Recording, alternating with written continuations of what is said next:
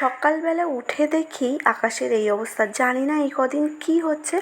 সকাল থেকে রাত্রে ঘুমাতে যাওয়ার আগে পর্যন্ত বৃষ্টি হয়েই যাচ্ছে। আর আমাদের রাস্তাটা মানে বাড়ির রাস্তাটা যেহেতু মানে বাইরের রাস্তা থেকে নিচু, বৃষ্টি হলেই ভর্তি হয়ে যায় জল, আবার সাথে সাথে কমেও যায়। এই বর্ষাতে মানে এত পরিমাণে বর্ষা হচ্ছে, আমাদের গাছে আজকে দেখো প্রচুর কম ফুল ফুটেছে। তো যাই হোক, ঘরের কাজগুলো কমপ্লিট করে ফেলি। তো দেখো এই ঘরে বিছানাগুলো গোছাতে হবে, আর হচ্ছে আমার জামা কাপড় কিছুটা কেচে দিয়েছিলাম, এখনও ঠিকঠাক মতো শোকায়নি। কী একটা জ্বালা বলো তো। এই বর্ষাকালে এই একটা জিনিস সবথেকে বেশি আমার অসহ্য লাগে, যেটা হচ্ছে জামা কাপড় চারিদিকে হচ্ছে ছড়িয়ে ছিটিয়ে রাখতে হয়, তা নাহলে একটা ভ্যাপসা গন্ধ বার হয়। আমি দেখো এই জানালাটা খুলে দিয়ে এই জানালার উপরেই এইভাবে রেখে দিয়েছি আমার নাইটিগুলো, যাতে হলো সবসময় পাখা চলবে, একটু কিছুটা শুকিয়ে গেলে হবে। থালা বাসন মাজা হয়ে গিয়েছে আমার, মেজে আমি একেবারে স্নান করে নিয়েছি। আর আজকে একটু ডক্টরের কাছে যাব, সেই জন্য সব আগের রিপোর্টসগুলো ভালো করে গুছিয়ে রাখলাম ফাইলের ভিতরে। উফ, দেখো যেন মনে হচ্ছে কত জীবন পর ভগবান আমাদের খুব সুন্দর একটা আকাশ উপহার দিয়েছে। মানে বেশ সকালবেলাটা যেরকম দেখছিলাম, এখন অনেকটাই আকাশ পরিষ্কার হয়ে গিয়েছে, ঝকমক করে আলো বেরিয়ে গিয়েছে। আর হচ্ছে মানে ঝকমকে বলবো না, মানে ঝলমলে আলো।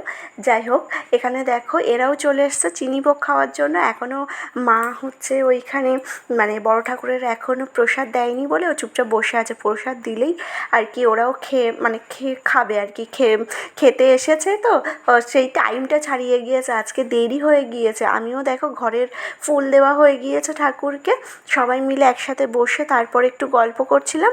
আর আমার টাইম হয়ে গিয়েছে, ডক্টরের অ্যাপয়েন্টমেন্ট নিয়েও আছে, সেই জন্য টাইম টু টাইম যেতে হবে।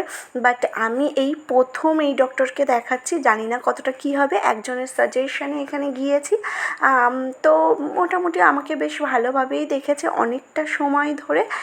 বলল ভয়ের কোনো কারণ নেই, এরকম একটা ব্যাপার। তো চলো, এখানে দেখো ডক্টরের কাছে যাওয়ার জন্য আমি একদম পুরো রেডি হয়ে গিয়েছি। আর এই যে একদম ঢিলাঢালা একটা পোশাক আমার পরতে ইচ্ছে করছিলো, যেহেতু শরীরটা অতটা ভালো নেই, সেই জন্য।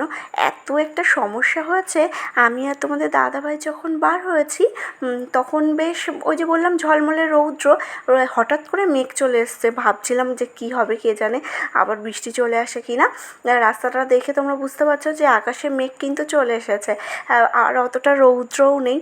তা দেখলাম যে না, আর বৃষ্টি হয়নি। একটু মানে তারপরের থেকে আর কোনো বৃষ্টিই হয়নি আর কি, যতই মেঘ চলে আসুক। এখানে দেখো একটা জিএমএস হসপিটাল, আমরা এই হসপিটালের সামনে লোকেশনটা ঠিকঠাক মতো পাচ্ছিলাম না, তো এই হসপিটালের সামনে অনেকক্ষণ দাঁড়িয়েছিলাম। এখানে কয়েকজনকে জিজ্ঞাসা করলাম, আর রাস্তা দিয়ে তো অনবরত গাড়ি ঘোড়া চলে যাচ্ছে, এরকম একটা ব্যাপার। আর এই যে হচ্ছে হসপিটালের মানে বদরতলা আর কি, বসিরহাট বদরতলা হসপিটালের আশেপাশে প্রচুর হচ্ছে ফার্মেসি রয়েছে, প্রচুর হচ্ছে ডক্টররা বসেন, এরকম জায়গা প্রচুর, মানে অলি গলি শুধুই ডক্টর, এরকম একটা ব্যাপার। তো তোমাদের দাদাভাই ওই যার সাজেশনে আমরা গিয়েছি তাকে ফোন করে কন্ট্যাক্ট করে নিল, আর আমরাও চলে এসেছি আমাদের লোকেশনে। তো এখন ডক্টর দেখাবো। এই যে একটা মানে কত আগে নাম লেখানো হয়েছে, তারপরেও আমি কতজনের পরে হয়েছি, 17 নাম্বার না 18 নাম্বারে আমি হয়েছিলাম। তারপরে ডক্টর দেখাতে যেহেতু অনেকটা দেরি হয়ে গিয়েছিলো, বাড়ি এসে প্রচণ্ড খিদে পেয়ে গিয়েছে। হাত মুখ ধুয়ে ফ্রেশ হয়ে একদম খেতে বসে পড়েছি। তো দেখো আজকে যেহেতু শনিবার, তো নিরামিষই ছিল, পেঁপে সেদ্ধ ছিল, এখানে পেঁপে আর বরবটি ভাজা ছিল, আর হচ্ছে পনির দিয়ে আলু দিয়ে তরকারি ছিল। তো এটাই ছিল আজকের লাঞ্চ। খাওয়া দাওয়া করে ঘুমিয়ে পড়েছিলাম। ঘুম থেকে উঠে হচ্ছে মা সন্ধে দিচ্ছে, ভোগ আর কি লাগাচ্ছে, মানে ভোগ দেবে এবার, ভোগটা রেডি করছে। আমিও প্রণাম করে এই ঘরে চলে এসেছি। আমার অনেক জামা কাপড় আছে যেগুলো খুব ভালোভাবে শুকিয়ে গিয়েছে, সেইগুলোই এখন ভাঁজ করতে হবে। বিছানার চাদর আছে, মানে ওই যে আমার জন্মদিনের দিন আর কি পেতেছিলাম, সেই জন্য সেটাও কেচে দেওয়া হয়েছে। এখানে দেখো সব ভাঁজ করা হয়ে গিয়েছে, এখন যে যার জায়গায় তুলে রাখবো। আর এই ব্যাগটা দেখো, মানে তখন এতটা অসহ্য লাগছে, ব্যাগটা ওইভাবে ফেলেই রেখেছিলাম। আর এই যে দেখো আলমারিতে এখানে এমন অনেক জামা আছে যে যেগুলো এখনও পর্যন্ত আমি হাত দিয়ে টাচ করে দেখিনি, এরকম একটা ব্যাপার। মানে পরা তো দূরে থাক, এরকম অনেক জামাই আছে। যাই হোক, ভালো করে একটু সব কিছু গুছিয়ে টুছিয়ে নিয়ে আমি ওই ঘরে গিয়েছিলাম। ওই ঘরে রামায়ণের টাইম হয়ে গিয়েছে, রামায়ণ শুরু হয়ে গিয়েছে বলে আমার বাবা মানে শ্বশুরমশাই আমাকে ডাকছিলেন, সেই জন্য আমি চলে গিয়েছি রামায়ণ দেখতে। আর তোমাদের দাদাভাই আজকে ও বাড়িতে আছে, ওর ছুটি রয়েছে। ও হচ্ছে একটু বাইরে যাবে, একটু ফ্রেন্ড সার্কেলের সাথে হচ্ছে যাবে দেখা টেকা করতে, তো ও সেই জন্য ফোন করছিল। আর আমরাও বসে আছি, সব যে যার টিফিন করছে। যেহেতু চাটা আমি খাচ্ছি না, তাই আমি এই না সন্ধেবেলা করে একটা বেশ ভালো একটা জিনিস খাচ্ছি, যেটা অনেকক্ষণ আমার পেটে থাকে, প্লাস হচ্ছে উইদাউট ক্যালোরি, কোনো ক্যালোরি মানে অতটা থাকে না, যেটাতে হচ্ছে ভাজা ছোলা। এটা খুবই খুবই ভালো। আর যারা ডায়েটিং থাকো তারা নিশ্চয়ই আমার থেকে আরও ভালো জানবে। তো চলো, রামায়ণ শেষ হয়ে গিয়েছে, এখন ওই ঘরে যাব ভিডিওটা পুরো এডিট করার জন্য। তো এখন শরীরটা একটু ঠিক আছে, ওই বেলায় ডাক্তারের কাছে গিয়েছিলাম, নিয়ে গিয়েছিল আর কি। এখন শরীরটা একটু ঠিক আছে, খাওয়া দাওয়াও করছি ঠিকঠাক মতো। কী জানি কী একটা হয়েছে হঠাৎ করে, আসলে এই ওয়েদারের জন্য। ওয়েদারটা এমন খারাপ, মানে হঠাৎ রৌদ্র উঠছে, আবার হঠাৎ করেই বৃষ্টি নেমে যাচ্ছে। আর আগের দিন কি হয়েছে, থালা বাসন মাজতে বসেছি আমি, তখন একদমই পুরো নর্মাল, না মেঘ করে আছে না কিছুই না, হঠাৎ করেই এমন জোরে বৃষ্টি এসেছে যে থালা বাসনগুলো রেখে আমি উঠে আসবো, তার মাঝখানেই প্রচুরভাবে ভিজে গিয়েছি। আর ওই জলটা বসে গিয়েছে, সেই জন্যই জ্বরটা এসেছিল যতদূর আমার মনে হচ্ছে। কেননা হঠাৎ করে পুরো একদম নিয়ম মাফিক যেভাবে চলছিলাম সেইভাবেই তো চলছি, যে অন্যথা করেছি বা কিছু সেরকম না। অন্যথা বলতে এই একটা রিজনই আমার চোখের সামনে আসছে, যেটা হয়েছে যে বৃষ্টিতে আমি ভিজে গিয়েছিলাম।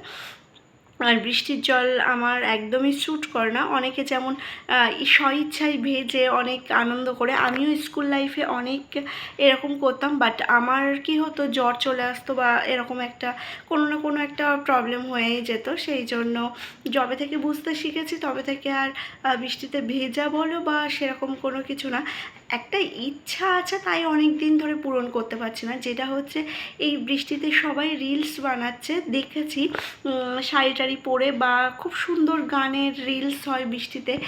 আমি যে একটু বানাবো, আমার অনেক দিন থেকে ইচ্ছা হচ্ছে, বাট কি বলবো, মানে এক পা এগোলে অন্তত 10 পা পিছিয়ে আসি, এটা ভেবে, পরের কথাটা ভেবে, যে যদি এক্ষুনি জ্বরটা চলে আসে তাহলে এই সহ্যটা কে করে, মানে আমাকেই তো সহ্যটা করতে হবে। সুতরাং বাবা দরকার নেই রিলস বানানোর, পরের রিলস দেখেই কাটিয়ে দিই বর্ষাকাল, এরকম একটা ব্যাপার। দেখি তারপরেও একটা রিস্ক নেব। এখন ভবিষ্যৎ জানি না কি হবে। আমার ভিডিও তোমাদের কেমন লাগছে অবশ্যই সেটা কমেন্টে জানিও।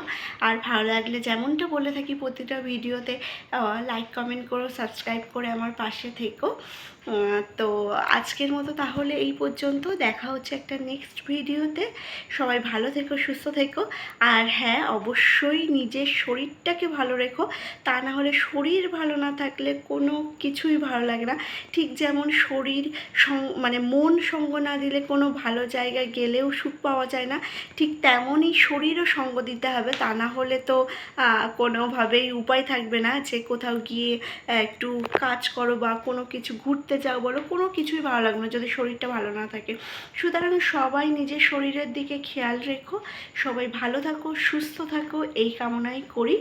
তো আজকের মতো তাহলে আসি, টাটা।